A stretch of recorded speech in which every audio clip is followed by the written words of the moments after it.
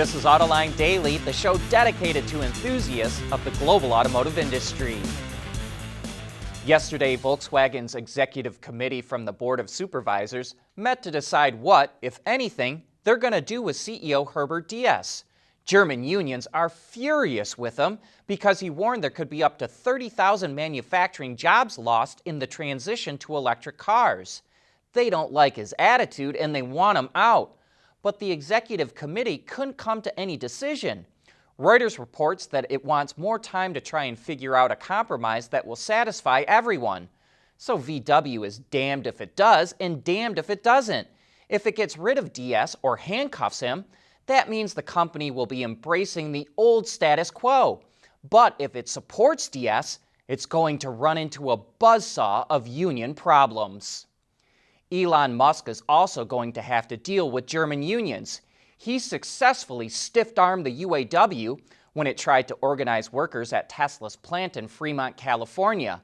But when it comes to Giga Berlin, there's no avoiding it. IG Metall, the giant German union, says workers at Giga Berlin are going to elect a works council to represent them. Under German law, all manufacturing companies have to allow workers to vote on having a works council represent them. But most of the people that Tesla hired so far at Giga Berlin are managers, not line workers. And IG Metall is worried that the works council will be dominated by white-collar managers, not blue-collar workers. General Motors and Chrysler are at each other's throats, and this story has a union connection too. Several years ago, GM accused FCA of bribing UAW officials to get a better contract that put GM at a disadvantage. GM also accused FCA of using UAW officials to orchestrate a takeover where FCA would take over GM. And it said FCA used offshore bank accounts to funnel bribes to the UAW. But a federal judge didn't see it that way and tossed the case out. But GM says it has further proof of offshore accounts and filed a motion this week for the court to reconsider the case. So now Chrysler is accusing GM of using corporate espionage to get that proof. And we can't wait to see what the court decides.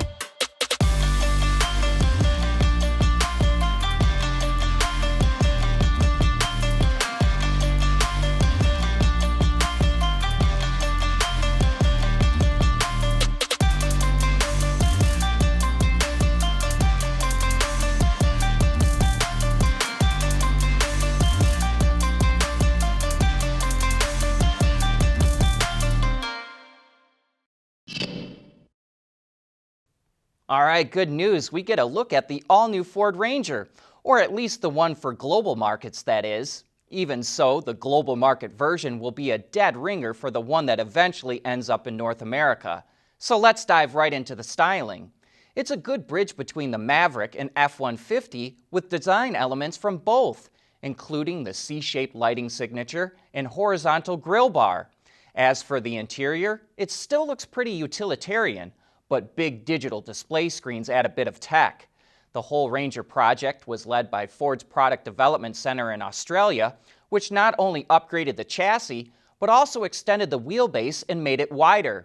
Under the hood will be 3 turbo diesel engine options at launch, with the top version a 3-liter V6. But you can bet there will be gas engines too. We're pretty sure there's no way the US version will get a diesel, but we wouldn't be surprised to see a hybrid.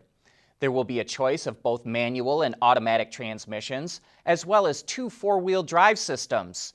The all-new Ranger will be made in Thailand and South Africa, but you'll have to wait a while to get one. Deliveries don't kick off until early in 2023. Range is still a very important consideration for anyone shopping for an EV, and that's why Stellantis is making adjustments to some of its electric vehicles to eke out a few more kilometers.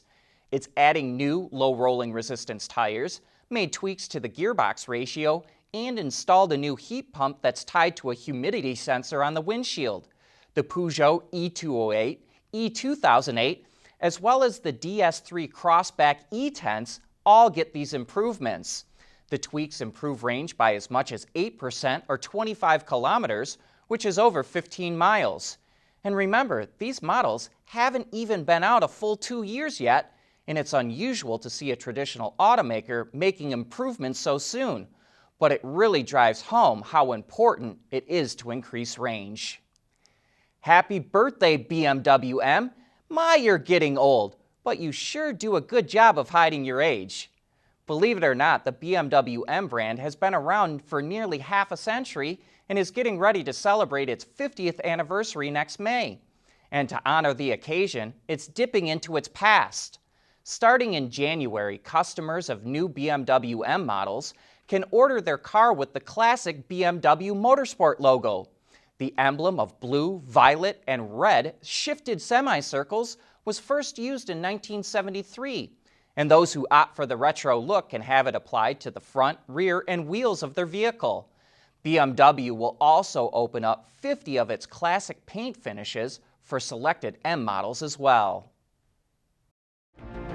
Mobility is becoming electric, connected, and autonomous, just like the manufacturing world.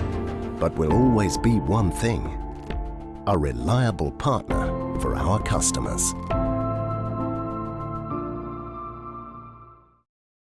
We want to know what drives your testing. OTA, connected car, diagnostics, remote testing. Intrepid Control Systems is here to help you work from anywhere. Intrepid Control Systems, driven by your data. Chinese interior supplier Yanfeng unveiled an infotainment screen that features a camera underneath the panel. They call it CUP, or Camera Under Panel.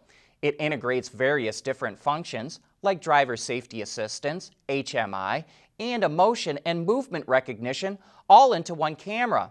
That includes monitoring drivers to make sure they're paying attention while using hands-free driver assistance systems. It still needs more development, but Yanfeng says it will be production ready in the future. Tesla's Cybertruck was supposed to be in production already, but despite the delay, it continues to rack up reservations. According to Electric, a crowdsourced tally now puts the number of reservations at over 1.2 million, which would be worth over $80 billion. Tesla only requires a fully refundable $100 deposit for the Cybertruck, and it's a non-binding reservation, not an order. But that's still an impressive number, especially considering the truck was unveiled 2 years ago and was supposed to be running down the assembly line already. Tesla now says it will start producing the electric truck late next year. And even if it only converts a small percent of those to sales, Tesla still has a massive hit on its hands. Mercedes' electric compact crossover, the EQB, is now on sale in Europe, and it has a starting price of 55,300 euros, or about $62,000 in Germany for models with 168 kilowatts of power. The more powerful 215 kilowatt version starts at about 58,000 euros or $65,000. Both of those prices are for 5-seat models with all-wheel drive. If you want 7 seats, it will cost an extra 1,400 euros or around $1,600. The EQB is equipped with a 66.5 kilowatt-hour battery pack that provides 420 kilometers or 260 miles of range based on the WLTP test cycle, and that's the same for both models. And before I sign off, I just wanted to let you know that there won't be a new Autoline Daily tomorrow or Friday, and there won't be an After Hours tomorrow either. That's because in the United States we celebrate Thanksgiving tomorrow, and the Autoline crew is taking some time off. Thanksgiving is one of our favorite holidays, and we hope you have a lot to give thanks for too. Thanks for watching Autoline, and we'll see you back here again on Monday.